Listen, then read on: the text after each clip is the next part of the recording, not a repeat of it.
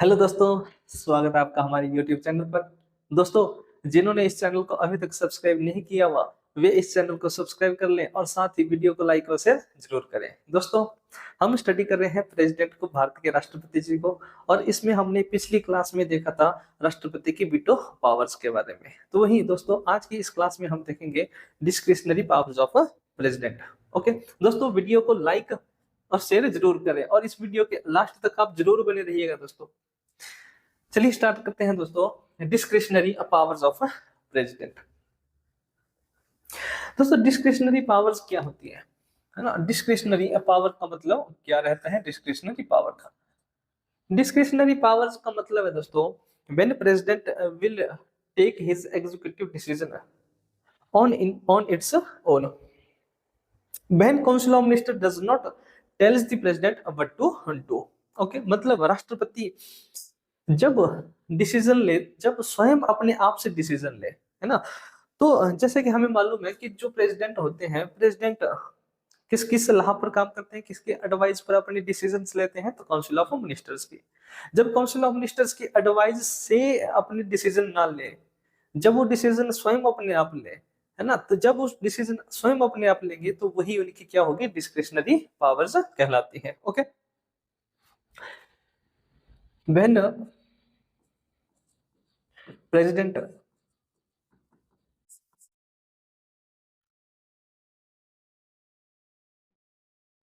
Takes executive decision on its own,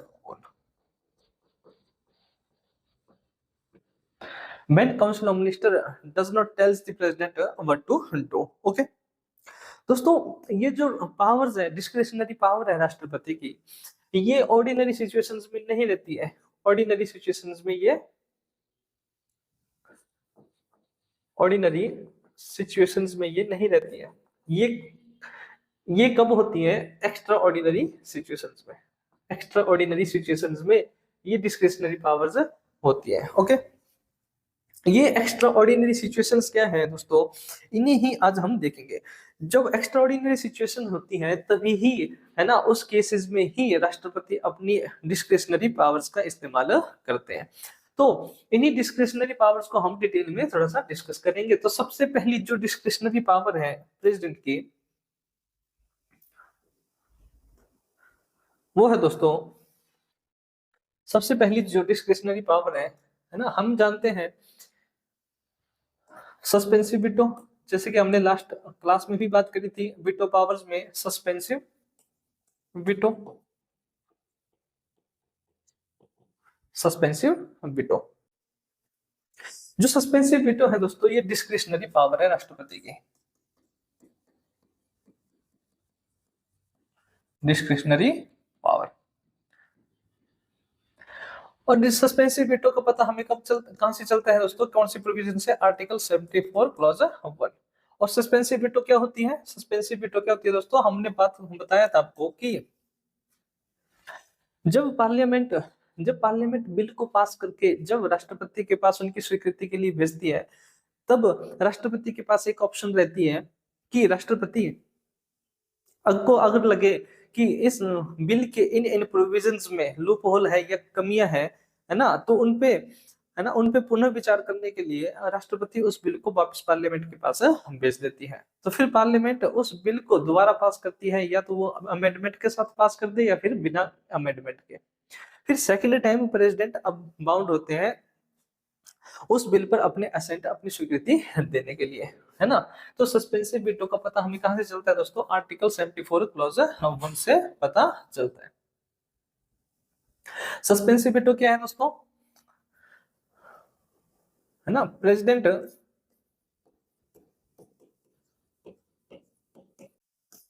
Saint back the advice of, या sent back the advice of council of minister once for reconsideration, once for reconsideration. And for the second time president will want to give his assent. Okay, तो सबसे पहली discretionary power क्या है दोस्तों, जब वो bill को या एडवाइस को वापिस पुनर्विचार के लिए पार्लियामेंट के पास भेजते हैं, तो वो किसी काउंसिल ऑफ मिनिस्टर की एडवाइस से नहीं करते हैं ऐसा, वो अपनी डिसीजन लेते हैं, अपने आप से ऐसा डिसाइड करते हैं। ओके, तो सबसे पहली डिस्क्रिशनरी पावर उनकी क्या होगी, सस्पेंसिव वीटो। तो वही दूसरी हमने देखी थी, कौन सी, पॉकेट वीटो, है ना। पॉकेट वीटो को हमने देखा था, समझा था, पॉकेट वीटो।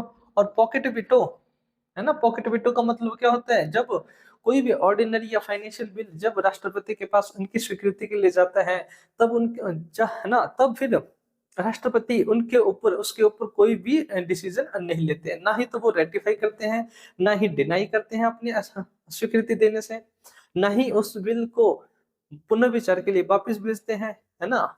तो वो सिर्फ और सिर्फ उस बिल को अपनी पॉकेट में डाल देते हैं या फिर पेंडिंग कर देते हैं इनडेफिनिट यानी अनिश्चित काल के लिए, इंडेफिनिट पीरियड के लिए। जो पॉकेट वीटो दोस्तों, ये भी क्या है, डिस्क्रिशनरी पावर है प्रेसिडेंट की, डिस्क्रिशनरी पावर ऑफ प्रेसिडेंट। तो ये दो तो हमने दोस्तों लास्ट क्लास में भी समझी थी, suspensive veto and pocket veto. Okay, वही दोस्तों थर्ड डिस्क्रिशनरी पावर रहेंगी हमारे पास। If Council of Ministers does not advise the President properly and in this process 6 months about to pass between two sessions, then President in his discretion can summon the houses of the Parliament.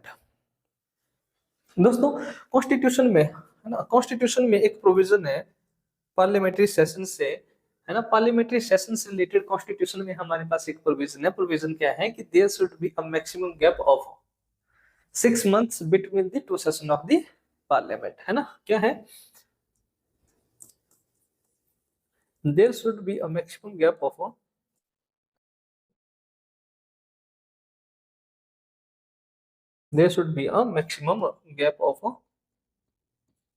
6 months. There should be a maximum gap of 6 months between the two sessions of the parliament.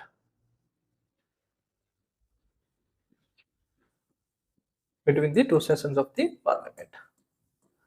Okay दोस्तों, इसका simple meaning क्या है ना, क्या कहता है हमारे constitution में पार्लियामेंट्री सेशन से रिलेटेड एक प्रोविजन है कि there should be a maximum gap of 6 months between the sessions of the parliament. इसका मीनिंग दोस्तों सिंपल यह निकल कर आता है कि अगर आप इसको ऑब्जर्व करेंगे तो इससे हमें पता चलता है कि मिनिमम 2 बार तो हमारी पार्लियामेंट मिलेगी, है ना, मिनिमम 2 बार तो हमारी पार्लियामेंट मिलेगी, यानी कि मिनिमम 2 सेशन हमारी पार्लियामेंट के रहेंगे ही रहेंगे, है ना। तो मिनिमम सेशन हमें इस स्टेटमेंट से पता चलते हैं कि मिनिमम सेशन हमारे कितने रहेंगे, 2, है ना, मिनिमम सेशन 2 रहेंगे ही रहेंगे। लेकिन, है ना, लेकिन हमारी पार्लियामेंट, है ना, हमने पॉलिटिकल सिस्टम में क्या चीज कर रखी है, हमारी पार्लियामेंट साल में 3 बार मिलती है in the form of 3 sessions, that is budget session, है ना, बजट सेशन, दूसरा कौन सा होता है, मॉनसून सेशन, और थर्ड वन विंटर सेशन। हमारी पार्लियामेंट साल में 3 बार मिलती है इन दी फॉर्म ऑफ 3 सेशन। सबसे पहला बजट सेशन, दूसरा monsoon session, and third one winter session. और तीसरा कौन सा होता है दोस्तों, विंटर सेशन, जिसमें बजट सेशन जो होता है ये सबसे बड़ा सेशन होता है ना, लार्जेस्ट सेशन, लार्जेस्ट सेशन। तो वही सबसे छोटा सेशन कौन सा होता है, winter session, winter session. Okay sorry, सबसे छोटा सेशन होता है विंटर सेशन, स्मॉलेस्ट। ओके, पर यह दोस्तों कि हमारे कॉन्स्टिट्यूशन में ये बिल्कुल भी नहीं मेंशन किया गया है। कॉन्स्टिट्यूशन में यह प्रोविजन नहीं है कि 3 सेशंस होंगे, है ना। कॉन्स्टिट्यूशन में सिर्फ यह मेंशन है कि there should be a maximum gap of 6 months between the 2 sessions of the parliament. और इससे हमें यह समझ में आता है कि मिनिमम सेशन जो होंगे पार्लियामेंट के वो 2 रहेंगे ही रहेंगे। लेकिन हमारी पार्लियामेंट 3 सेशंस करती है, बजट सेशन, मॉनसून सेशन और विंटर सेशन, जिसमें सबसे बड़ा सेशन हमारा रहता है बजट सेशन। ओके, इसके बाद दोस्तों हमें यह समझना है इसमें से कि इन समन्स को कौन बुलाता है ना। पार्लियामेंट के बजट सेशन को कौन बुलाता है ना। मान लो पार्लियामेंट सेशन में नहीं है, सभी एमपीज अपने अपने घरों में, ठीक है, तो कौन बुलाता है पार्लियामेंट के इन सेशंस को, है ना। तो पार्लियामेंट के सेशन बुलाने को ही क्या क्या बोलते हैं, समन करना। ओके, क्या बोलते हैं, समन। तो दोस्तों क्वेश्चन मेरा आपसे यह है कि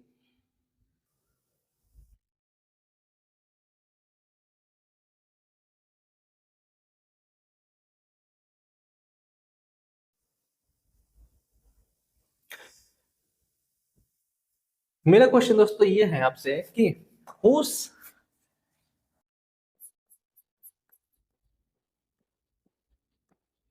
who summons the sessions of the parliament, sessions of the parliament, parliament के सेशंस को कौन बुलाता है। ओके, तो दोस्तों इनको सेशंस को बुलाने का काम कौन करते हैं, प्रेसिडेंट, प्रेसिडेंट। ओके, और समन करने का मतलब होता है दोस्तों, summoning is the process of calling the members of parliament to meet। Okay, तो समन कौन करता है, प्रेसिडेंट। ओके, यह पता हमें कहां से चलते हैं दोस्तों, आर्टिकल 85 कॉन्स्टिट्यूशन का आर्टिकल 85 हमें इस चीज की जानकारी देता है। आर्टिकल 85 हमें इस चीज की जानकारी देता है कि प्रेसिडेंट, आर्टिकल 85 कहता है कि president summons, prorogate and president summons, prorogate and dissolute the sessions of the parliament, sessions of a parliament। Okay, parliament. But यहाँ पे आपने एक चीज याद रखनी है, और वो यह कि but on the advice of council of minister, on the advice of council of minister. Okay, तो राष्ट्रपति पार्लियामेंट के सेशंस को बुलाता है, सत्र प्रशांत करते हैं, किसकी एडवाइस पर, काउंसिल ऑफ मिनिस्टर की एडवाइस पर। ओके, काउंसिल ऑफ मिनिस्टर की एडवाइस पर। तो दोस्तों अब इसमें डिस्क्रिशनरी पावर क्या है, तो डिस्क्रिशनरी पावर क्या है दोस्तों, इस चीज को समझो कि सपोज हमारे कॉन्स्टिट्यूशन में क्या प्रोविजन था, हमारे कॉन्स्टिट्यूशन में प्रोविजन था कि भाई 6 महीने से ऊपर गैप नहीं होना चाहिए, और पार्लियामेंट के सेशंस को कौन बुलाता है, प्रेसिडेंट बुलाता है, लेकिन on the advice of council of minister. Suppose ऐसा हो, ऐसी सिचुएशन हो कि काउंसिल ऑफ मिनिस्टर एडवाइस ही ना कर रहे हो प्रेसिडेंट को, है ना, काउंसिल ऑफ मिनिस्टर एडवाइस ही नहीं कर रहे हैं सेशन बुलाने के लिए प्रेसिडेंट जी को, और इस प्रोसेस में 6 महीने का गैप खत्म होने को है ना, 6 महीने का समय, जो गैप है, 6 मंथ का जो गैप है वो खत्म होने को है, और council of minister properly advice नहीं कर रही है प्रेसिडेंट को कि समन्स को बुलाया जाए। तो इस केस में, ऐसी सिचुएशन में, है ना, ऐसी सिचुएशन में दोस्तों प्रेसिडेंट के पास डिस्क्रिशनरी पावर है कि वह स्वयं से पार्लियामेंट के इन सेशंस को समन करे, है ना। तो ऐसे में प्रेसिडेंट के पास डिस्क्रिशनरी पावर है कि वे स्वयं पार्लियामेंट के सेशंस को समन करें, पार्लियामेंट के सेशंस को बुलाए। तो यह है उनकी डिस्क्रिशनरी पावर, है ना। यही तो हमने लिखा था, यही है नोट्स में, क्या है कि if council of minister does not advise the president properly and in this process 6 months about to pass between 2 sessions of the parliament, then president in his discretion can summon the houses of the parliament। okay, तो ये इनकी होगी discretionary. कब, है ना, council of minister जब president को advice ना करे, है ना, तो और 6 महीने का गैप खत्म होने को है, उस केस में प्रेसिडेंट की डिस्क्रिशनरी पावर है कि वो हाउसेस का समन स्वयं अपने आप करे। ओके, नेक्स्ट डिस्क्रिशनरी पावर है दोस्तों,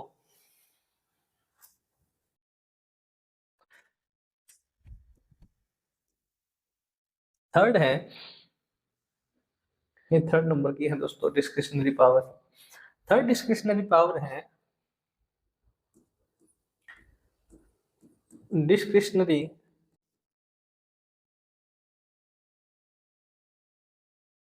power of president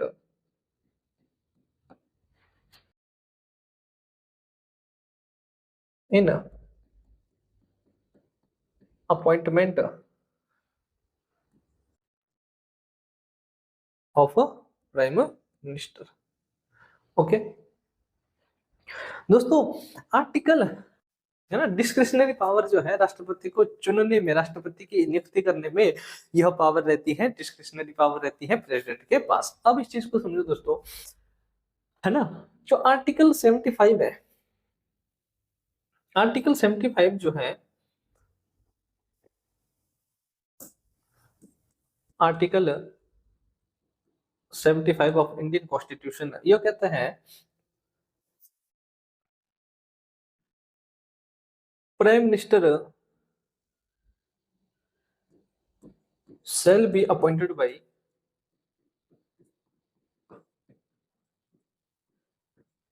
president. Article 75 हमें यह बताता है कि भारत के प्रधानमंत्री की नियुक्ति राष्ट्रपति करेंगे, भारत के प्रधानमंत्री का चुनाव राष्ट्रपति करेंगे। ओके, तो अब दोस्तों इस चीज को समझना, बहुत ही गहराई से समझना इसको।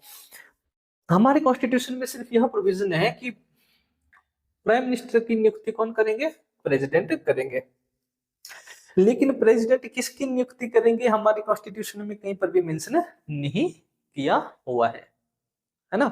तो और साथ के साथ इसका यह मीनिंग कतई नहीं है, इसका मतलब यह बिल्कुल भी नहीं है कि राष्ट्रपति किसी को भी प्रधानमंत्री नियुक्त कर दे। राष्ट्रपति नॉर्मल सिचुएशंस में राष्ट्रपति किसे अपॉइंट करेंगे, तो राष्ट्रपति अपॉइंट करेंगे जो लोकसभा चुनाव में जो मेजोरिटी पार्टी होगी उसके लीडर को प्रधानमंत्री नियुक्त करेंगे। ओके, तो राष्ट्रपति किसी को भी नहीं चुनेंगे, राष्ट्रपति किसे चुनेंगे, राष्ट्रपति president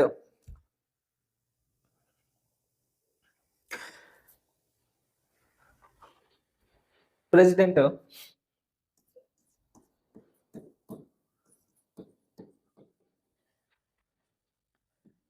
will appoint the leader of majority party in Lok Sabha as a prime minister।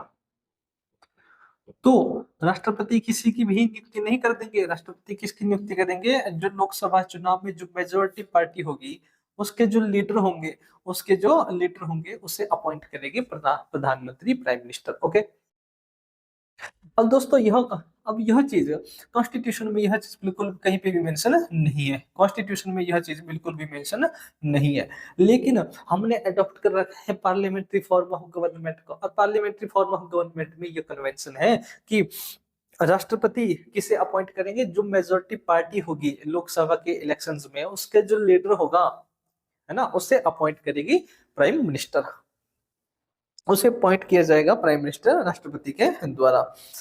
लेकिन दोस्तों क्या होगा जब जब इलेक्शन में किसी भी पार्टी को मेजोरिटी नहीं होगी, क्या होगा दोस्तों, जब इलेक्शन में किसी भी पार्टी को मेजोरिटी नहीं मिली, कोई भी पार्टी मेजोरिटी में नहीं है ना, तो फिर उस केस में प्रेसिडेंट किसे अपॉइंट करेंगे, प्राइम मिनिस्टर।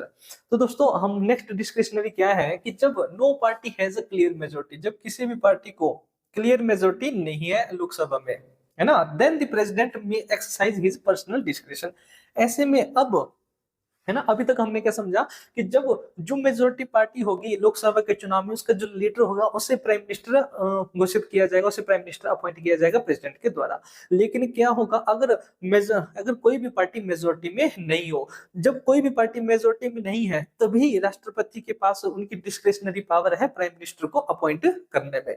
ऐसे में किसे अपॉइंट किया जाएगा प्राइम मिनिस्टर, ये सारी का सारा डिपेंड करता है प्रेसिडेंट के ऊपर। प्रेसिडेंट ऐसी सिचुएशन में स्वयं अपने आप डिसीजन लेते हैं। ओके, जैसे है ना, जैसे मान लो कोई भी पार्टी है ना, किसी भी पार्टी को क्या,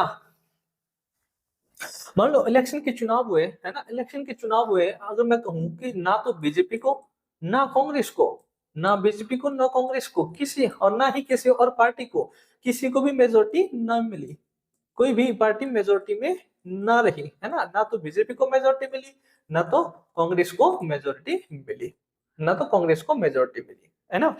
लेकिन इससे पहले जो हमने देखा, इसमें एक चीज और समझो, सिर्फ मेजोरिटी पार्टी ही नहीं, अब कोलिशन एरा आ गया है, और कोलिशन है ना, जो गठबंधन है ना, पार्टियों का जो गठबंधन होगा, वो जो उनका जो लीडर होगा उसे भी प्राइम मिनिस्टर अपॉइंट किया जाता है ना। तो अब जो ना तो बीजेपी ना तो कांग्रेस को मेजोरिटी मिली, ना ही अगर ये बीजेपी और ना ही कांग्रेस गठबंधन बना पा रही हो, ना ही कोई पार्टी गठबंधन बना पा रही हो, ऐसे में प्रेसिडेंट किसे अपॉइंट करेंगे, प्राइम मिनिस्टर। तो ऐसे में प्राइम मिनिस्टर किसे अपॉइंट किया जाएगा, ये सारी की सारी डिस्क्रिशनरी पावर है किसकी, प्रेसिडेंट की। प्रेसिडेंट इस केस में स्वयं अपनी विजडम से, अपनी बुद्धि का इस्तेमाल करके निर्णय लेंगे, डिसाइड करेंगे कि किसे प्राइम मिनिस्टर नियुक्त किया जाए। ओके, तो जब किसी भी पार्टी को मेजोरिटी ना मिले, है ना, जब किसी भी पार्टी को क्लियर मेजोरिटी ना हो इलेक्शन में, है ना, तब प्रेसिडेंट अपनी डिस्क्रिशनरी पावर का इस्तेमाल करेंगे किसके लिए, in selection and appointment of the prime minister. राष्ट्रपति अपनी डिस्क्रिशनरी पावर का इस्तेमाल करेंगे प्रधानमंत्री की नियुक्ति के लिए। ओके, अगर दोस्तों मैं इसके कुछ एग्जांपल्स दूं, है ना, कि कब कब हिस्ट्री में, हमारे पॉलिटिक्स में कब कब प्रेसिडेंट के द्वारा अपनी इस डिस्क्रिशनरी पावर का इस्तेमाल किया गया है, तो सबसे पहले, है ना, सबसे पहले जो डिस्क्रिशनरी पावर का इस्तेमाल किया गया है, example of discretionary power of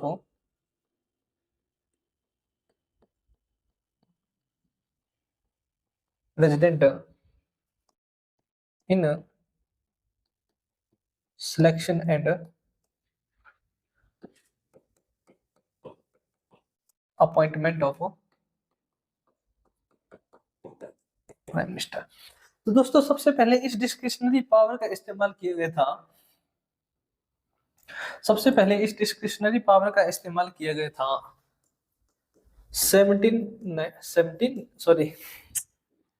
1979 में। भाई कहाँ आ गया, 1979 में, 1989 में इस डिस्क्रिशनरी पावर का इस्तेमाल सबसे पहले किया गया था दोस्तों। इस मैप पे जो प्रेसिडेंट थे वो थे डॉक्टर नीलम संजीवा रेड्डी। प्रेसिडेंट कौन थे, नीलम संजीवा रेड्डी जी थे। इन्होंने सबसे पहले अपनी इस डिस्क्रिशनरी पावर का इस्तेमाल किया था। ओके, 1989 में क्या हुआ था दोस्तों, जनता पार्टी की गवर्नमेंट थी। 1989 में जनता पार्टी की सरकार थी, जनता पार्टी की सरकार थी, और प्राइम मिनिस्टर थे, जिसके प्राइम मिनिस्टर थे मोरारजी देसाई। मोरारजी देसाई की सरकार थी और यह सरकार गिर गई थी। ओके, सरकार गिर गई थी। इसके पश्चात नीलम संजीवा रेड्डी ने प्राइम मिनिस्टर बनाया था, किसे, प्राइम मिनिस्टर बनाया था चौधरी चरण सिंह जी को। किसे प्राइम मिनिस्टर नियुक्त किया था दोस्तों, इसके बाद प्राइम मिनिस्टर नियुक्त किया था, कोलिशन लीडर थे चौधरी चरण सिंह, है ना,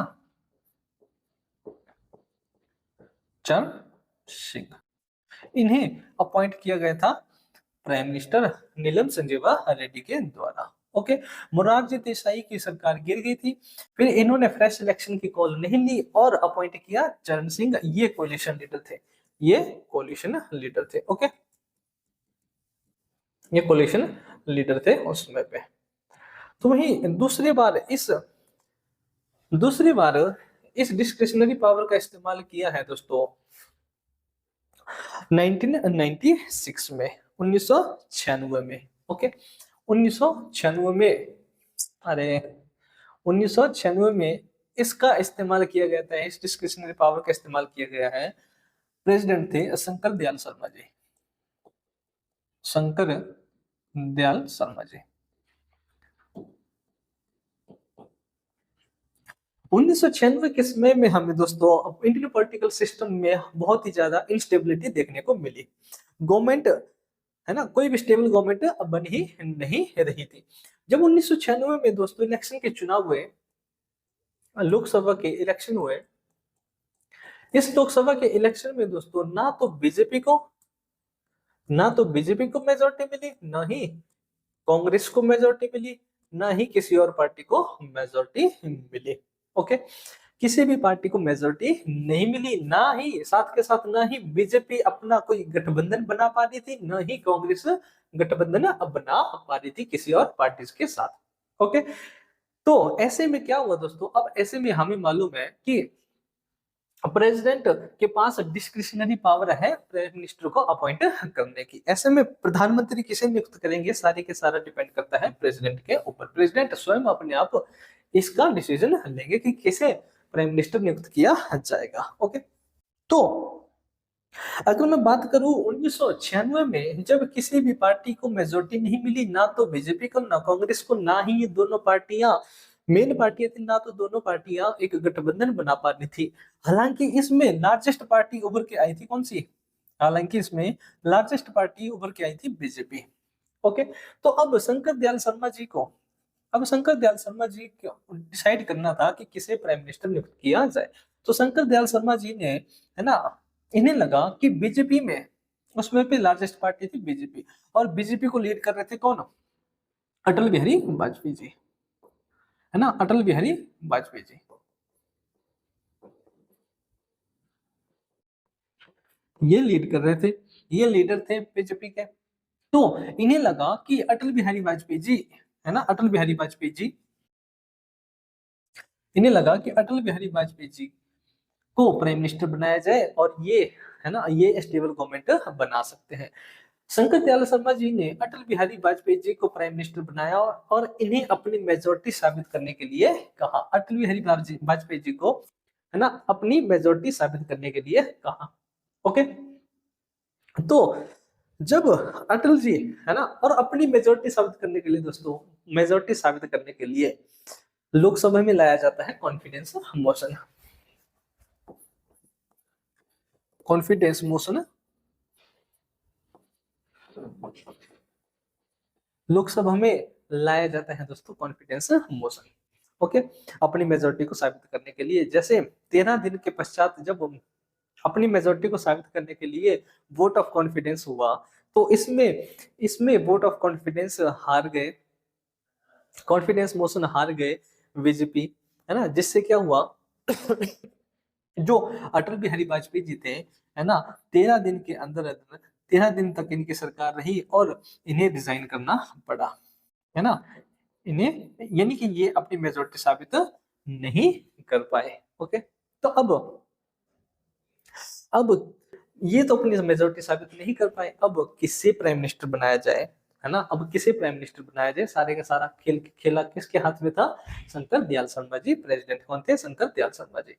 तो अब इनको लगा कि भाई ठीक है, अटल बिहारी वाजपेयी जी अपनी मेजोरिटी साबित नहीं कर पाए, तो इन्होंने नेक्स्ट जो कैंडिडेट थे, है ना, इन्हें, है ना, अटल बिहारी वाजपेयी जी के पश्चात, तो इन्होंने बुलाया देवगौड़ा जी को, इन्होंने बुलाया देवगौड़ा जी को और इन्हें अपने एक निश्चित समय में इनकी मेजोरिटी साबित करने के लिए कहा। तो देवगौड़ा जी ने अपनी मेजोरिटी साबित करी और नेक्स्ट प्राइम मिनिस्टर बन गए देवगौड़ा जी। तो इस बात का कंक्लूजन क्या निकला दोस्तों, देखो अगर तो कोई भी पार्टी मेजोरिटी में नहीं है, ना ही वो अपना कोई गठबंधन बना पा रही है, तो ऐसे में राष्ट्रपति के पास डिस्क्रिशनरी पावर है कि किसे अपॉइंट किया जाए प्राइम मिनिस्टर। जब ये इनके पास ऐसी डिस्क्रिशनरी पावर है, तभी दोस्तों, है ना, तो इन्हें लगा कि अटल बिहारी वाजपेयी जी एक स्टेबल गवर्नमेंट बना सकते हैं। यानी कि स्टेबल गवर्नमेंट, ऐसे में स्टेबल गवर्नमेंट बनाने का रोल किसका रहता है?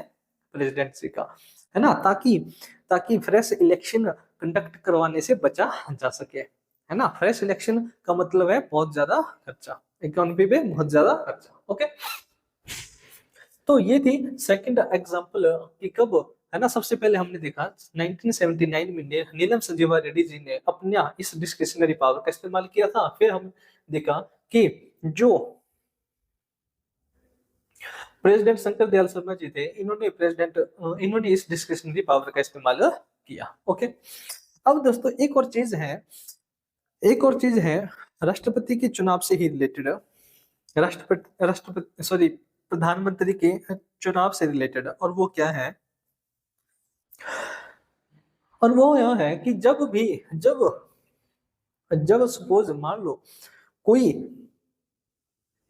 प्रधानमंत्री रिजाइन कर दे, या किसी प्रधानमंत्री की अपने कार्यकाल के दौरान डेथ हो जाए, तो ऐसे में किसे प्रधानमंत्री नियुक्त किया जाएगा, यह भी किसके ऊपर डिपेंड करता है? यह भी डिस्क्रिशनरी पावर होती है प्रेसिडेंट की। ओके, फॉर एग्जांपल मैं अगर आपको बताऊं, तो जब मान लो अगर किसी प्राइम मिनिस्टर की, जैसे पंडित जवाहरलाल नेहरू जी थे, पंडित जवाहरलाल नेहरू, ये प्राइम मिनिस्टर थे, है ना। एक प्राइम मिनिस्टर थे हमारे लाल बहादुर शास्त्री जी।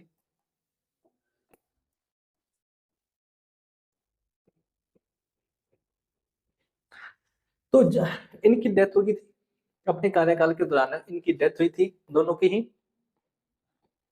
है ना। आपके लिए क्वेश्चन रहेगा, कमेंट में करना है, आपने कमेंट बॉक्स में उसका रिप्लाई करना है कि कौन कौन से प्रधानमंत्री ऐसे रहे हैं जिनकी अपने कार्यकाल के दौरान मृत्यु हुई है, डेथ हुई है। तो इनकी डेथ हो गई थी।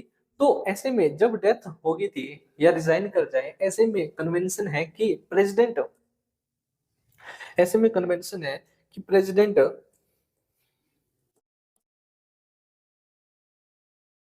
जो प्रेसिडेंट होंगे वो प्राइम मिनिस्टर नियुक्त करेंगे, प्राइम मिनिस्टर अपॉइंट करेंगे, जो सीनियर मोस्ट मेंबर हो, जो सीनियर मोस्ट मिनिस्टर होंगे, जो सीनियर मोस्ट मिनिस्टर होंगे, उन्हें पीएम नियुक्त किया जाएगा। यदि कोई प्रधानमंत्री रिजाइन कर जाए, या प्रधानमंत्री के अपने कार्यकाल के दौरान डेथ हो जाए, तो ऐसे में प्रेसिडेंट किसे अपॉइंट करेंगे? Prime minister. तो ऐसे में प्राइम मिनिस्टर अपॉइंट किया जाएगा जो सीनियर मोस्ट मिनिस्टर होगा। लेकिन तब तक लेकिन तब तक जब तक की पार्टी, जो मेजोरिटी पार्टी होगी या कोलिशन पार्टी होगी, जब तक कि वे अपना लीडर का चुनाव ना कर ले। तो इस केस में जब लाल बहादुर शास्त्री जी, पंडित जवाहरलाल नेहरू जी की जब डेथ हो गई थी, तो ऐसे में, है ना, इस समय पे जो जो प्रधानमंत्री बनाया गया था, है ना, जो प्रधानमंत्री बनाया गया था, वो थे गुलजारी लाल नंदा जी, गुलजारी लाल नंदा जी। जो गुलजारी लाल नंदा जी थे, ये सीनियर मोस्ट मिनिस्टर थे, और इन्हें पीएम बनाया गया था। और इन्हें पीएम बनाया गया था तब तक जब तक कि पार्टी के लीडर का चुनाव ना हो जाए। और इस तरह के जो पीएम होते हैं, इन्हें बोलते हैं acting prime minister, acting prime minister. Okay, लेकिन लेकिन जब, है ना, लेकिन जब इंदिरा गांधी जी का असैसिनेशन हुआ, जब इंदिरा गांधी जी का असैसिनेशन हुआ, जब इनकी डेथ हुई, तो इस दौरान जो प्रेसिडेंट थे हमारे, वो थे ज्ञानी जैल सिंह जी। प्रेसिडेंट कौन थे? ज्ञानी जैल सिंह जी, सरदार जी थे। तो इन्होंने इन्होंने इस प्रथा को, इस कन्वेंशन को अनदेखा किया और अपॉइंट कर दिया किसे? और प्राइम मिनिस्टर अपॉइंट करा राजीव गांधी जी को। राजीव गांधी जी को प्राइम मिनिस्टर अपॉइंट करा, है ना। करना तो इनको कौन चाहिए था इस समय पे? ज्ञानी जैल सिंह जी को। जो सीनियर मोस्ट मिनिस्टर होता उस समय पे, उन्हें प्राइम मिनिस्टर अपॉइंट करती, तब तक जब तक कि पार्टी अपना लीडर घोषित ना कर दे। लेकिन इस केस में क्या हुआ, इन ज्ञानी जैल सिंह ने ये जो कन्वेंशन है इसको अनदेखा किया और अपॉइंट कर दिया राजीव गांधी जी को प्राइम मिनिस्टर। हालांकि बाद में पार्टी ने इन्हें अपना लीडर स्वीकार कर लिया था, राजीव गांधी जी को। ओके, तो जब ऐसे में जब डेथ हो जाए, है ना, या फिर रिजाइन कर जाए, ऐसे में राष्ट्रपति के पास डिस्क्रिशनरी पावर है कि प्राइम मिनिस्टर किसे अपॉइंट किया जाए। ओके, तो वही अब नेक्स्ट जो डिस्क्रिशनरी पावर है हमारी दोस्तों, नेक्स्ट डिस्क्रिशनरी पावर है हमारी President is bound to act according to the advice of Council of Ministers in dissolving the Lok Sabha if only it enjoys the majority in Lok Sabha. Otherwise, the President enjoys the discretion to dissolve or not to dissolve the Lok Sabha. To dissolve or not to dissolve the Lok Sabha. कहने का मतलब है दोस्तों, हमने ये चीज पहले भी डिस्कस की हुई है कि लोकसभा को डिसॉल्व कौन करते हैं? President, but on the advice of council of minister. हम जानते हैं प्रेसिडेंट काउंसिल ऑफ मिनिस्टर्स के एडवाइस पर ही अपने एग्जीक्यूटिव डिसीजंस लेते हैं, तो ऐसा ही एक एग्जीक्यूटिव डिसीजन है टू डिसॉल्व द लोकसभा। एक एग्जीक्यूटिव डिसीजन है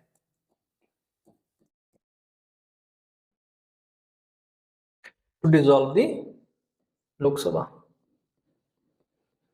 to dissolve the Lok Sabha. Okay, अब राष्ट्रपति लोकसभा को डिसॉल्व करेंगे on the advice of council of ministers. जैसे कि हमने कहा कि राष्ट्रपति जितने भी एग्जीक्यूटिव डिसीजंस लेते हैं अपने, वो on the advice of council of ministers, और इस बात की जानकारी हमें आर्टिकल 74 दे देता है ना।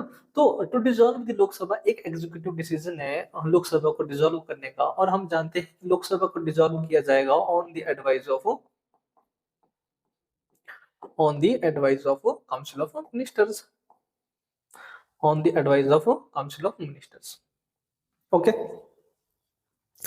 दोस्तों, इस केस में हमें यह भी मालूम है कि राष्ट्रपति एडवाइस को मानने के लिए बाध्य होते हैं, है ना।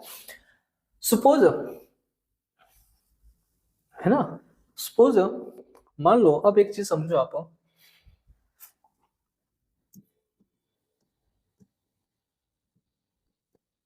प्राइम मिनिस्टर एडवाइज कर रहे हैं प्रेसिडेंट को,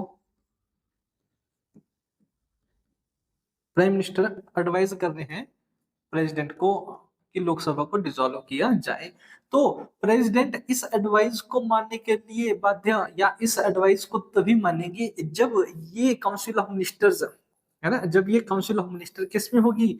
मेजोरिटी में होगी। जब ये काउंसिल ऑफ मिनिस्टर मेजोरिटी में होगी, है ना, जब ये मेजोरिटी में है और एडवाइस कर रहे हैं प्रेसिडेंट को कि लोकसभा को डिसॉल्व किया जाए, तब ऐसे में प्रेसिडेंट प्राइम मिनिस्टर और काउंसिल ऑफ मिनिस्टर के एडवाइस को मानने के लिए बाध्य है, इन्हें माननी ही पड़ेगी। लेकिन क्या होगा जब ये अपनी मेजोरिटी को खो दे, अपनी मेजोरिटी को खो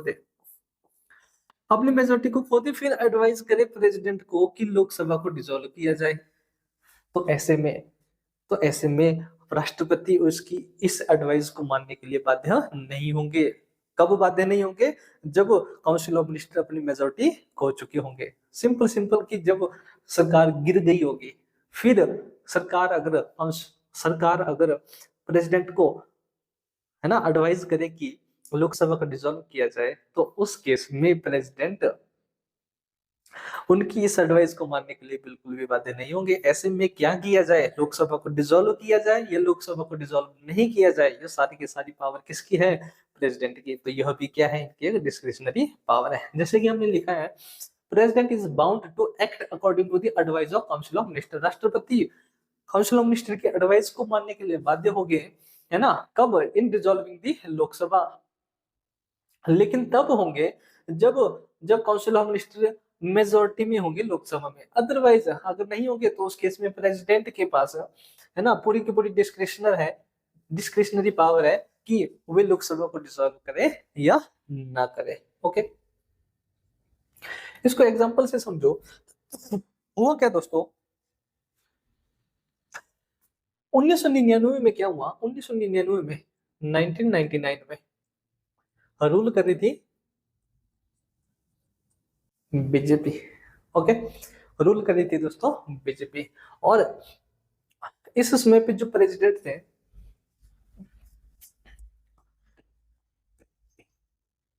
जो इस समय पर प्रेसिडेंट थे वो थे KR नारायण। ठीक है, KR नारायण। तो इस समय पे प्रेसिडेंट थे हमारे KR नारायण, और 1999 में रूल कर रही थी बीजेपी, और इसकी कुछ कोलिशन पार्टनर थे जैसे कि तृणमूल कांग्रेस, शिवसेना,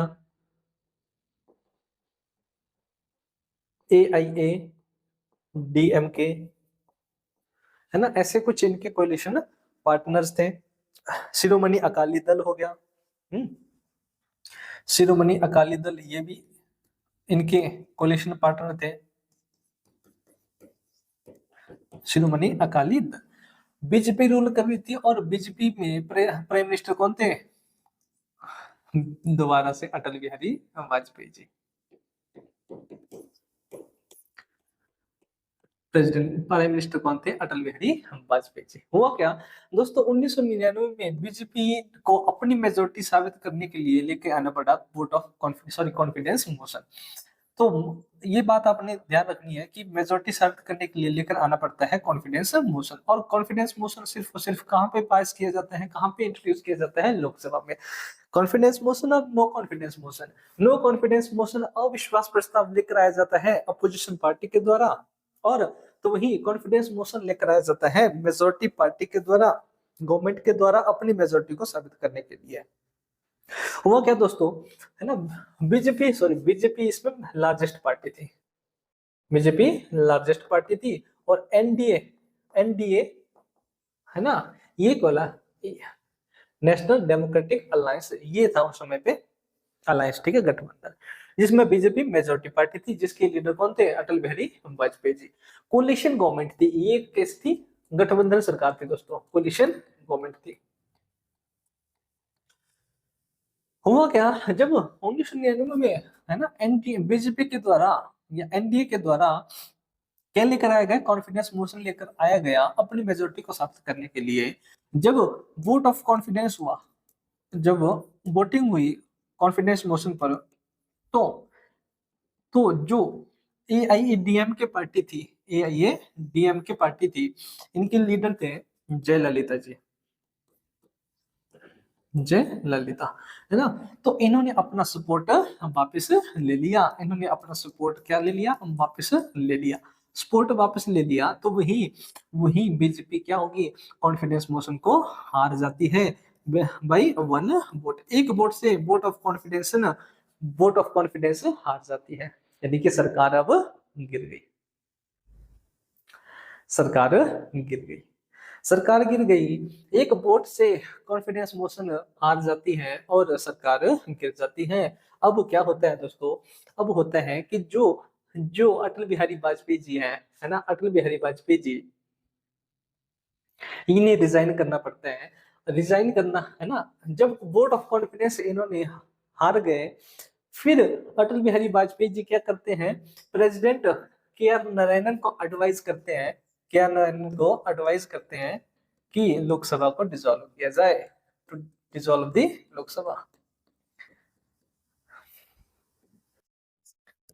लोकसभा को डिसॉल्व कर दें। अब ऐसे में अब सोचो, अब मुझे बताओ, है ना, सरकार गिर गई, मेजोरिटी शो ने मेजोरिटी अपनी साबित न कर पाई, मेजोरिटी साबित नहीं कर पाई, मतलब कि मेजोरिटी खो चुकी है। अब वाजपेयी जी प्रेसिडेंट को एडवाइस कर रहे हैं लोकसभा को डिसॉल्व करने के लिए। तो अब मुझे बताओ, ऐसे में जो प्रेसिडेंट है KR नारायण, क्या ये बाध्य है लोकसभा को डिसॉल्व करने के लिए?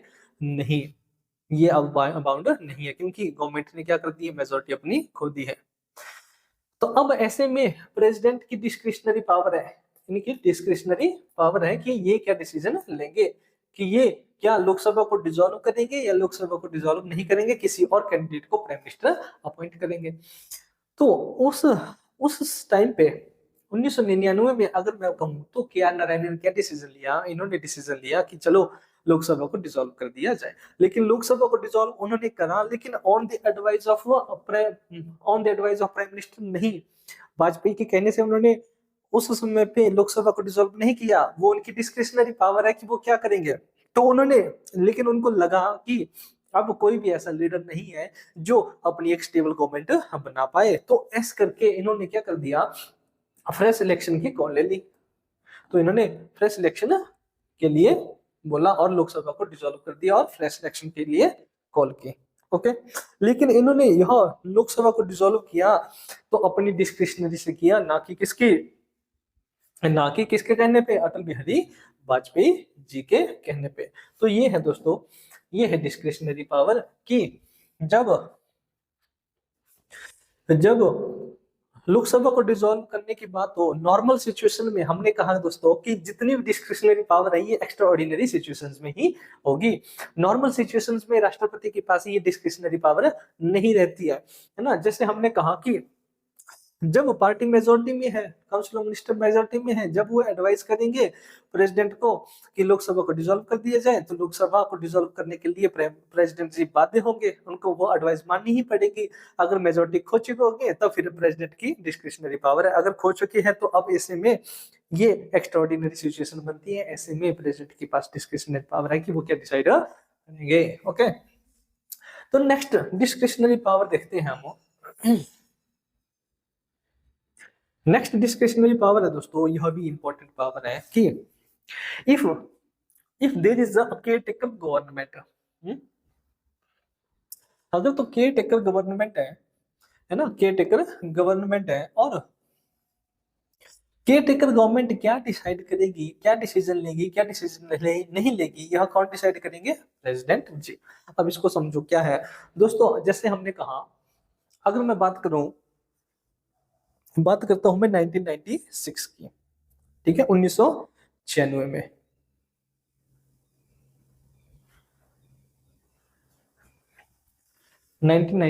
की, एक मिनट देना दोस्तों।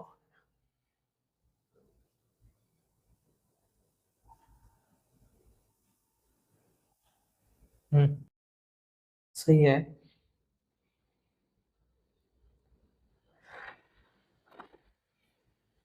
दोस्तों, जो कि ये केयर टेकर गवर्नमेंट क्या होती है, केयर टेकर गवर्नमेंट क्या होती है, हमें पता है दोस्तों। 1996 में अटल बिहारी वाजपेयी जी की सरकार गिर चुकी थी 13 दिन के अंदर अंदर ही, 13 दिन के अंदर अंदर ही, यानी कि 1996 में जब इलेक्शन हुए तो किसी भी पार्टी को मेजोरिटी नहीं मिली थी, लेकिन उस समय पे शंकर दयाल शर्मा जी प्रेसिडेंट थे, उन्होंने अटल बिहारी वाजपेयी जी को प्राइम मिनिस्टर नियुक्त करा था। तो प्राइम मिनिस्टर नियुक्त हुए थे कौन, Atal Bihari Vajpayee ji.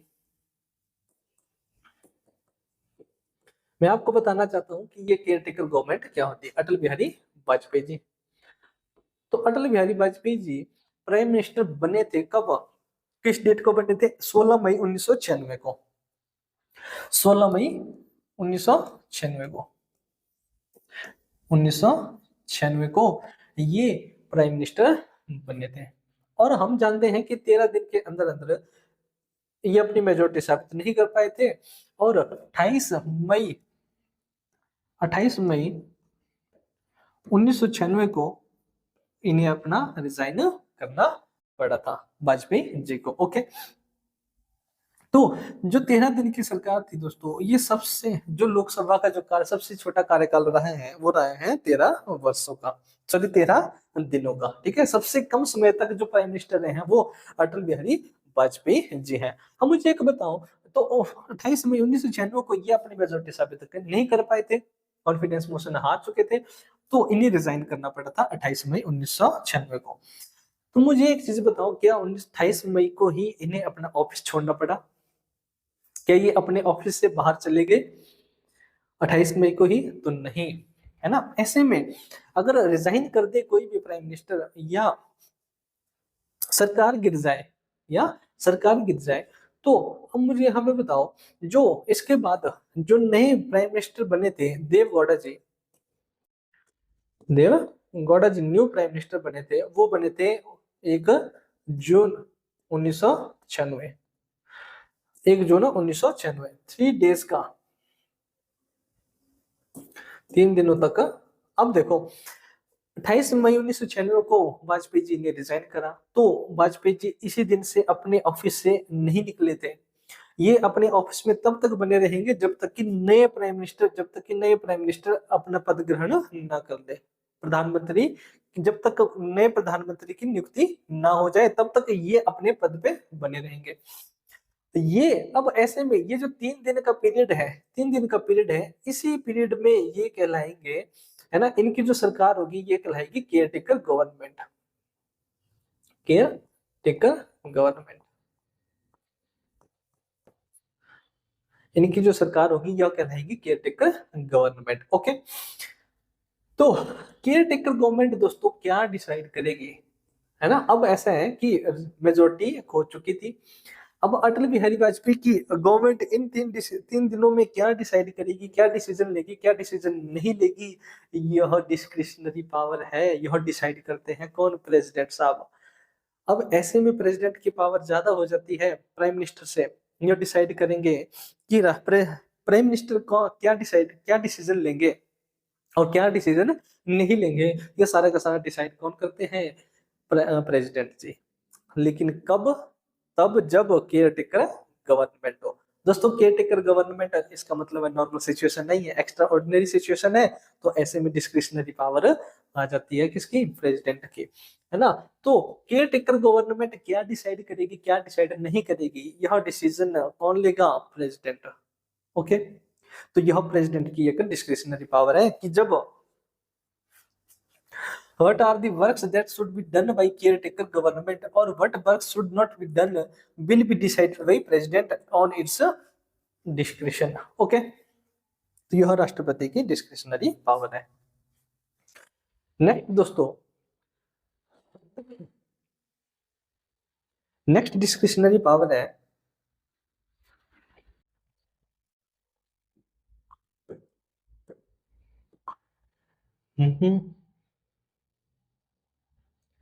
Article 78 clause A. Article 78 clause A कहते हैं दोस्तों, हम जानते हैं जो प्रेसिडेंट है वो इंटेग्रल पार्ट होते हैं पार्लियामेंट का। पार्लियामेंट जो बनी होती है लोकसभा, राज्यसभा और प्रेसिडेंट को मिलाकर बनी होती है, यानी president is the integral part of the parliament, है ना। पार्लियामेंट का एक अभिन्न अंग होने के नाते उन्हें यह सारी जानकारी होनी चाहिए कि पार्लियामेंट के अंदर क्या क्या चल रहा है। पार्लियामेंट के भीतर एक काउंसिल ऑफ मिनिस्टर्स क्या डिसाइड कर रही है, क्या डिसीजन ले रही है, क्या डिसीजन नहीं ले रही है, या क्या क्या गतिविधियां चली हुई है पार्लियामेंट के अंदर, इन सब की जानकारी होनी चाहिए प्रेसिडेंट जी को। और प्रेसिडेंट को इन सब बातों की जानकारी कौन देते हैं, प्राइम मिनिस्टर। इन सब बातों की जानकारी कौन देते हैं, प्राइम मिनिस्टर। तो आर्टिकल 78 क्लॉज 1 कहते हैं कि it is the duty of prime minister to inform the president, it is the duty of a prime minister to inform the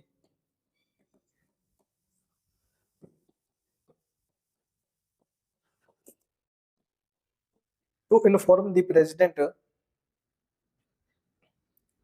all the decisions of a council of ministers, all the decision of council of ministers। Okay, ये प्रधानमंत्री की जिम्मेवारी होती है according to article 78 clause 1। Okay, लेकिन दोस्तों क्या होगा अगर प्राइम मिनिस्टर और राष्ट्रपति जी को इन सब बातों की जानकारी ना दे। जब प्रधानमंत्री राष्ट्रपति जी तक ये जानकारी ना पहुंचाए कि पार्लियामेंट के अंदर क्या क्या गतिविधियां चली हुई है, तो ऐसे में आर्टिकल जो 78 क्लॉज बी है, ऐसे में आर्टिकल 78 क्लॉज बी का यूज करते हैं प्रेसिडेंट जी। और आर्टिकल 78 क्लॉज बी के अकॉर्डिंग वे प्रेसिडेंट के पास अधिकार है कि वे गवर्नमेंट से कोई भी इंफॉर्मेशन मांग सकते हैं। President can ask for any information available with the government. Government के पास जो भी इंफॉर्मेशन रहेंगी उनसे उन सब के बारे में पूछ सकते हैं डायरेक्ट, किससे, प्राइम मिनिस्टर से, है ना, according to article 78 clause B. तो आर्टिकल 78 क्लॉज बी क्या है, आर्टिकल 78 क्लॉज भी क्या है दोस्तों, एक डिस्क्रिशनरी पावर है प्रेसिडेंट की।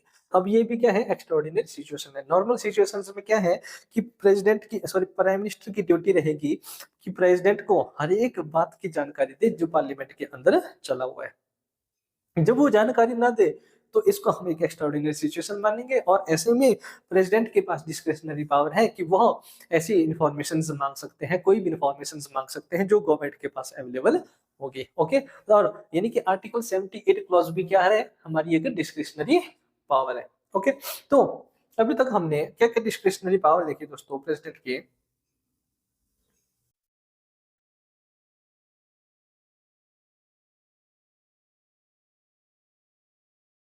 हमने देखा दोस्तों, सबसे पहले सस्पेंसिव विटो, जो हमने लास्ट क्लास में भी देखा था, है ना। पॉकेट विटो देखी, पॉकेट विटो का यूज कब क्यों किया जाता है, लूप होल है कॉन्स्टिट्यूशन में, इस वजह से।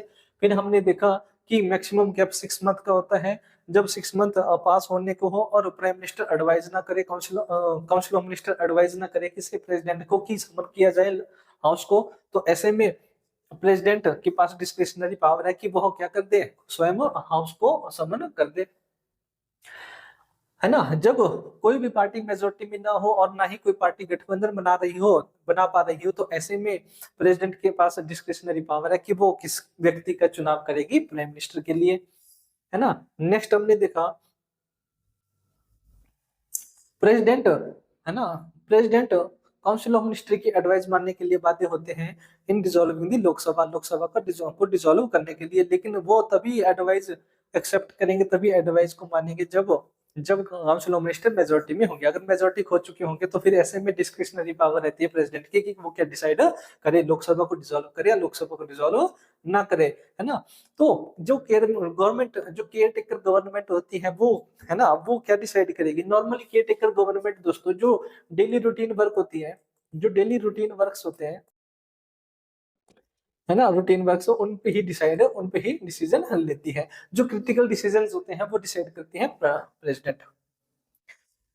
फिर उसके बाद आर्टिकल 78 क्लॉज बी, ये हमारी डिस्क्रिशनरी पावर्स है दोस्तों। वीडियो नेक्स्ट क्लास में हम देखेंगे position of president in Indian constitution. Next class में हम समझने का प्रयास करेंगे कि राष्ट्रपति का जो ऑफिस है वो क्या एक रियली में सही में एक पावरफुल ऑफिस है या फिर नाम मात्र का है, एक रबर स्टैंप है ना। क्या उनकी कुछ सही में रियल एग्जीक्यूटिव पावर्स है या फिर नहीं। तो यही position of president in Indian constitution हम नेक्स्ट क्लास में समझेंगे। तब तक बने रहिएगा हमारे साथ फ्रॉम आज तक। चलिए दोस्तों, thank you, have a nice day.